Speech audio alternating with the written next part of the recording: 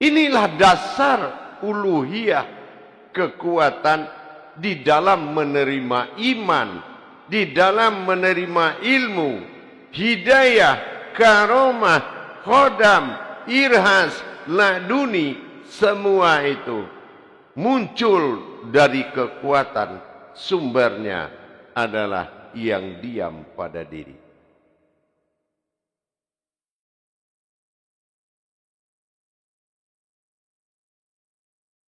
Ini yang dikatakan, wahai jiwa-jiwaku yang diam. Jiwaku yang diam, inilah kodrat sejati, diri sejati, batin sejati, ilahi, yang berawal dari alam keabadian, yaitu alam al-haqqullah. Alam al-haq yang baru muncul sebagai diri. Sebagaimana yang kita tahu, kodrat dari hu ini telah berwujud kepada min. Min adalah keakuan aku pada diriku. Menjadi Rabbil Alamin dalam wujud rahmatan fil alamin, menyatu dalam kodrat sifat amin al-fatihah. Aku kehadiran mutlak bagi menerima doa. Jadi bagaimana kita bisa memperjalankan, menghimpun kajian tadi? Maka kita harus mengerti batasan-batasan di dalam menerima ilmu menjadi kekuatan dalam diri. Apa batasan? Batasan diam adalah menerima suatu kekuatan yang tidak boleh dikalamkan. Nah, yang tidak boleh dikalamkan masuk ke dalam liga kosong, dibungkus oleh hening, di situ jiwa menerima gejolak yang sangat tinggi. Gejolak inilah yang akan menjadi sumber kekuatan diam. Batasan ilmu, rahasia Allah yang tidak boleh diungkap kebenarannya dengan kata-kata, maka dia harus dimasukkan ke jiwa. Jiwa menyerahkan ke alam kosong, ditutup oleh alam hening. Di situ jiwa menyimpan dalam zahir Allah berwujud Muhammad. Inilah yang dikatakan diam. Tetapi kalau yang tidak boleh dikalamkan, ini akan terbuka hijab. Maka runtuh kekuatan tadi. Makanya ada batas iman untuk beriwayat. Ada batasan akal untuk berkalam. Kadang kita tidak mengerti mana batasan yang tidak boleh dikalamkan. Satu contoh, kita menerima pandangan tajali tentang sebuah perjalanan sirnya Allah yang tidak boleh dikalamkan, tapi hanya dikerjakan oleh ruh batin, dikerjakan oleh nur zat, dan ditajalikan dengan kehalusan gerak naluri batin dan naluri hati, tapi dijadikan kalimat. Nah, ini berarti sirnya ini lepas dan tidak masuk ke dalam hening dan kosong. Maka jiwa di saat menerima titah ilmu yang tidak boleh dikalamkan, maka jiwa mengirim ke dalam kekosongan dan merahasiakan dengan hening. Maka jiwa menyimpan berbentuk raga tubuh zahir dan berupa-rupa pada batin wajah berwujud Muhammad. Ini yang dinamakan batin persembunyian.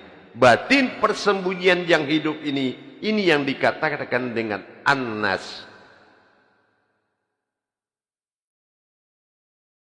Itu gunanya diam itu. Diam itu dilakukan untuk menyimpan yang al-haq, yang tidak ada pembahasan. Kenapa? Kalau tentang kajian ketuhanan, apabila ada batas, ada kalam, hak-hak kalam, dia akan meluas ke tempat yang tak terhingga luasnya. Itulah kaji Tuhan. Tapi kaji aku sebagai sirnya Tuhan yang menjadi Tuhan itu ditelan ke dalam kekosongan, ditutup dengan diam dan disembunyikan oleh zahir yang berwujud umat. Itu tajalinya. Dengan tajali perbuatan tauhid wujudi, la ilaha illahu. Hunya jatuh ke dalam untuk ditiup. Dan ini yang akan menjadi gejolak. Itu baru benar gejolaknya. Dengan getaran yang sulit ditahan sampai mengguncang. Dengan rasa dan perasaan yang menggugah hati. Pandangan, semua indera-indera Tuhan itu akan hidup dalam menghadapi suatu riwayat di depannya. Naluri-naluri ketuhanan itu akan muncul untuk melihat yang ada di depannya.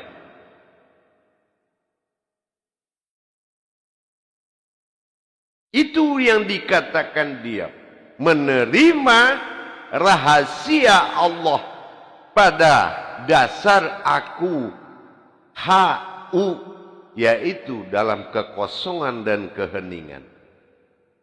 Karena kosongan dan keheningan itulah H dan U itu beriwayat kepada min, yaitu alif kasroh I. Sehingga dia menjadi satu diri bernama min atau aku. Min atau aku dalam kodrak hak. Itu yang dikatakan al-haq.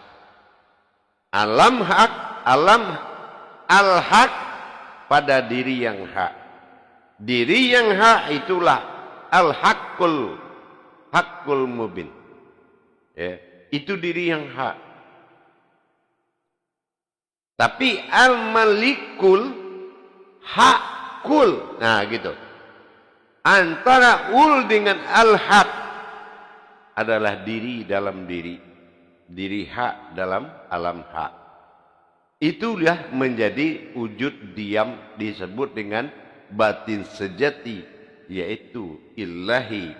Atau disebut dengan batin sejati. Itu yang dikatakan dengan min atau aku. Wujud dari akulah yang nimbul menjadi wujud keakuan. Keakuan ini dalam persembunyian keumatan. Ini antara wajah dan zahir memiliki perbedaan.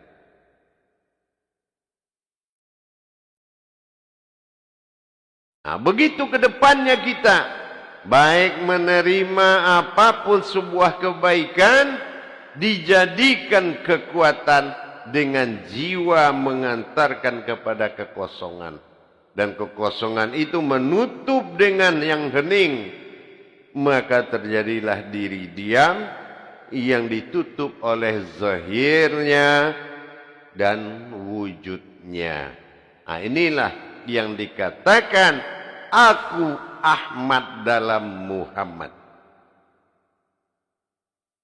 Aku Ahmad di dalam Muhammad. Ingat itu. Ahmad adalah kodrat wujud sifat Allah. Muhammad sifat wujud. pada zat, mat pada nur lembut. Itu yang dikatakan Ahmad. Allah wujudan Muhammad.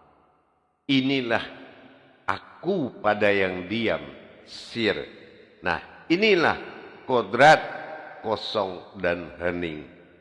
Kosong bukannya tiada, tapi hening bukannya tak bersuara, tetapi nyata.